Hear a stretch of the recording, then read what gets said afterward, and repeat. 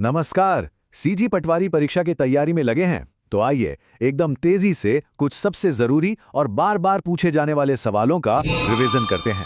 ये रिवीजन तैयारी को और भी मजबूत बना देगा। आज हम क्या क्या देखने वाले हैं? देखिए, हम छत्तीसगढ़ी भाषा, यहाँ का इतिहास, सामान्य विज्ञान और हाँ, इंग्लिश ग्रामर के कुछ खास सवाल देखेंगे। और आखिर में इस पर भी बात करेंगे कि परीक्षा में कामयाब होने के लिए किन चीजों पर सबसे ज्यादा फोकस करना है।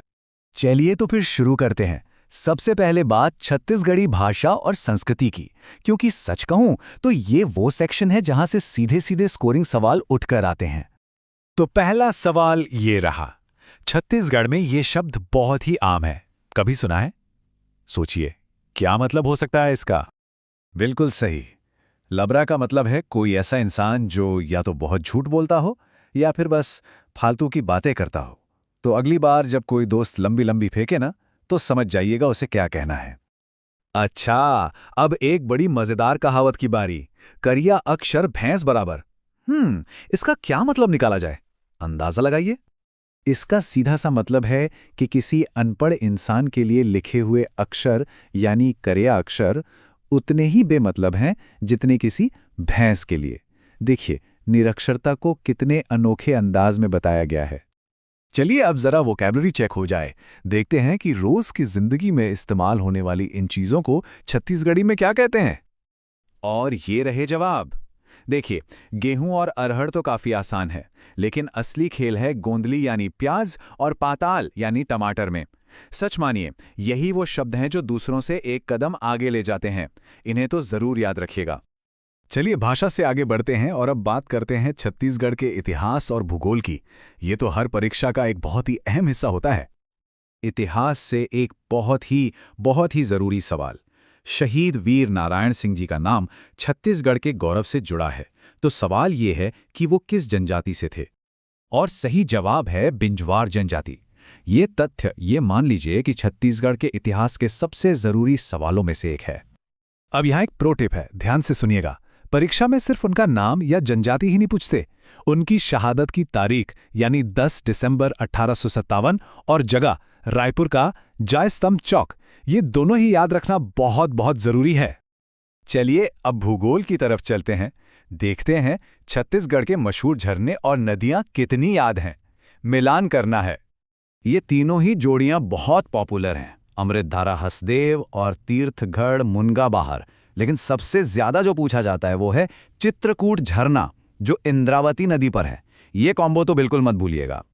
ठीक है, अब जरा गियर बदलते हैं और कुछ सामान्य विज्ञान और नागरिक शास्त्र के सवालों पर नजर डालते हैं। ये सवाल तो लगभग हर सरकारी परीक्षा में दिख ही जाते हैं।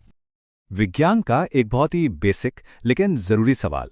हम जिस हवा में सांस लेते हैं उसमें सबसे ज्यादा कौन सी गैस होती है? ऑक्सीजन या कुछ और?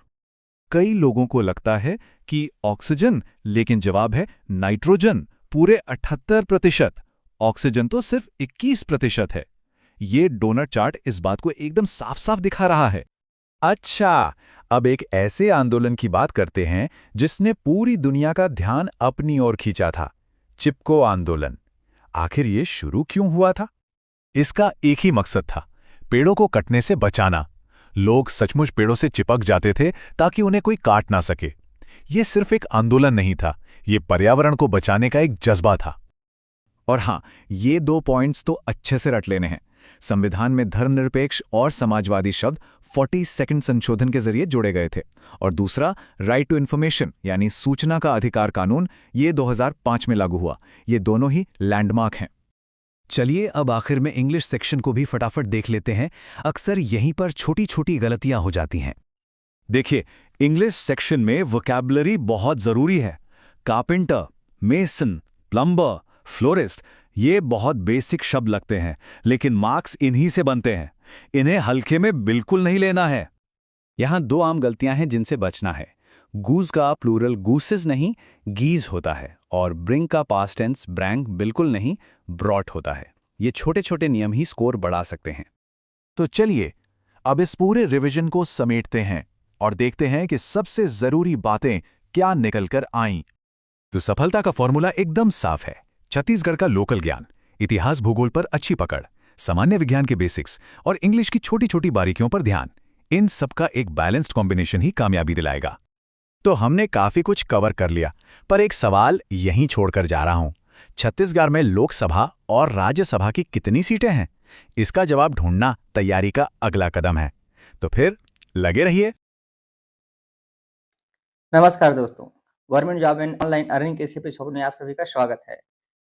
गवर्नमेंट जॉब की श्रृंखला में हर बार की तरह आपके लिए फिर से नई जॉब लेकर आए हैं दोस्तों, जिसमें आपको post eligibility, salary, selection process, last date एवं सभी प्रकार की संपूर्ण जानकारी आपको बहुत ही विस्तार से देखने के लिए मिलेगी। हमारी वीडियो अगर अच्छी लगे तो हमारे चैनल को लाइक एंड सब्सक्राइब जरूर कीजिएगा दोस्तों। तो आइए चलते हैं जॉब की जानकारी की तरफ।